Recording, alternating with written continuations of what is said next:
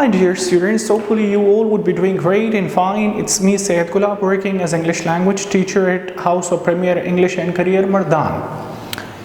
As we have promised for bringing a series of videos where we will be teaching you about IELTS, PTE, Duolingo and Oxford and as well as English language courses.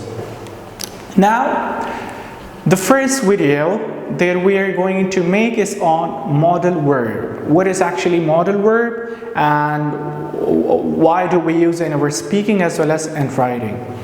So modal auxiliary is actually used for obligation, necessary, purpose, offer, request, permission. For all those things we use modal verbs or modal auxiliary. So the first modal auxiliary that we are going to cover in our video is may and might.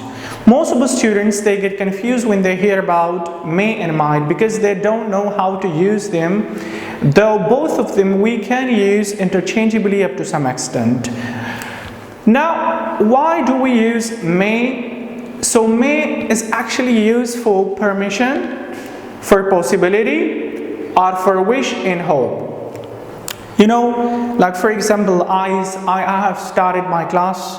Now the student comes during my class and he knocks at the door and then opens the door and asks me that may I come in, sir? May I come in, sir? It means that he's taking permission from me for entering to the class, right? You know, instead of may we can also use can, but that is informal.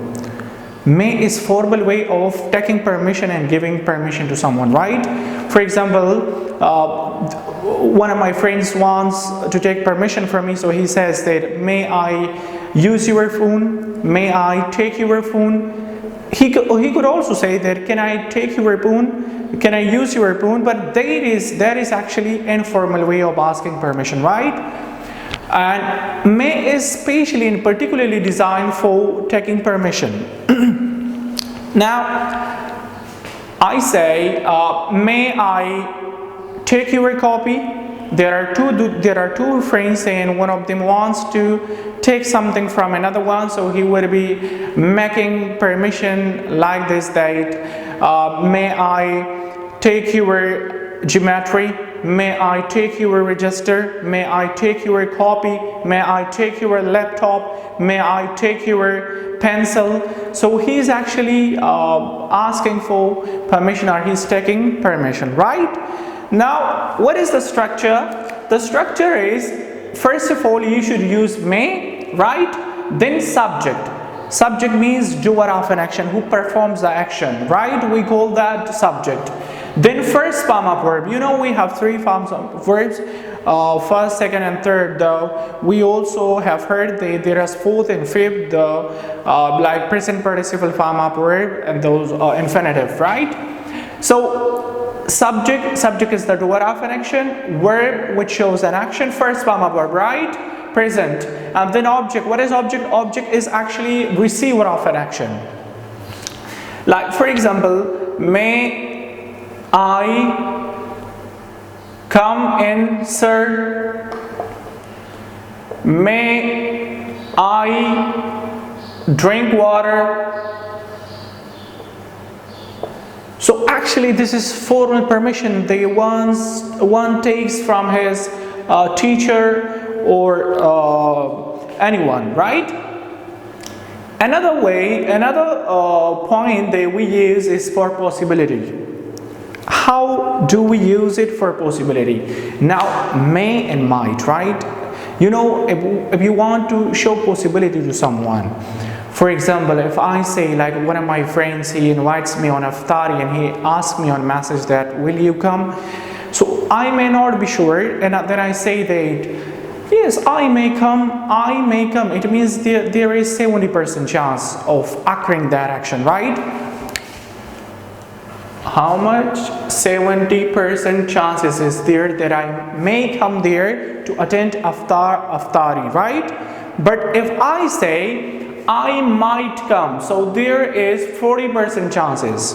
There is 40% chances of occurring that action. I might come, for example, I'll give you another example, like the weather is cloudy, right? And then one of my friends tells me that, look, the weather is cloudy. I tell him that it may rain tomorrow. It may rain tomorrow. It means that there is 70% chances of raining. But in another case, it is only the air is blowing, or it is blowing there. So in that case, I will be saying that it might rain tomorrow because there is no cloud, right? So this is the difference between may and might while we are using, right? And while using may, there is 70% chances. On the other hand, if you are using might, so there is 40% chances of occurring of that action, right? Now, the structure is clearly visible to you people. That, for example, I say that I may come there tomorrow. Or you may watch or find this video on YouTube. Excuse me.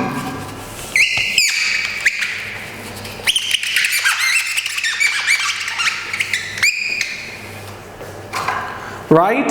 Or I say, you may learn many things from our videos. So this is what actually I use it for possibility, that there is possibility of learning for you on YouTube, online, right?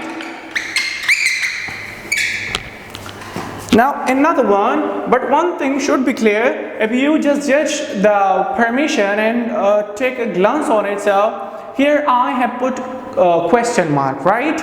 You could see here a sign up interrogation. Now if I want to use it for wish or hope, so now the same structure word I would repeat here, like may, subject, then first form of verb, then object, but there would be full stop or exclamation mark, right? So this is the difference, like the same structure we are repeating and wish and hope. For example, may you live long, may Allah bless you with XLI, right? Or may you reach the highest peak of success. So you can look, you can judge it, you can have the idea that we do not put any question mark here at the end of the sentence, right? While making a sentence on wish or hope, though whenever we are asking for permission, so there must be question mark or sign up interrogation. Clear, guys? So now at the end, I'm going to give you homework that you do and understand it clearly. So thank you. Do it after video. Thank you.